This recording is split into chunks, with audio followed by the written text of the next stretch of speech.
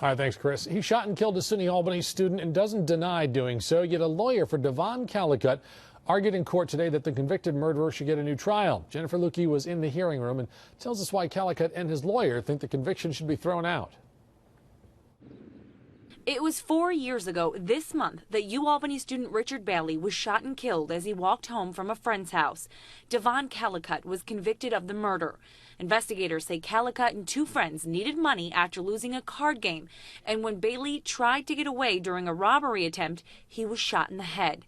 Callicut doesn't deny pulling the trigger, but today his attorney argued he didn't intend to kill. The issue isn't whether or not he killed him, but rather whether, when he did so, if he did so, he had the intent to kill rather than having the intent to cause serious physical injury. It's a claim the judges seem wildly skeptical of, and the district attorney's office totally dismissed. What matters is what his intent was when he pulled the trigger. And it's clear from both the conduct of the crime, his statements afterwards and letters, that this was an intentional crime and that he certainly intended to kill the victim. The parents of Richard Bailey did travel from downstate to the courthouse today. They sat quietly in the back row. And it was actually something one of the jurors in the original trial said about them that also led to this appeal. Juror 13 said he hoped the trial brought them closure.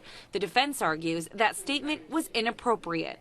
If you talk to either the defendant or the victim in a criminal case, they'll often tell you that the purpose of the trial is to achieve closure.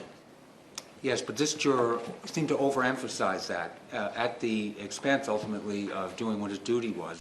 And then there's the issue of letters that Callicut wrote to his girlfriend from jail confessing to the crime.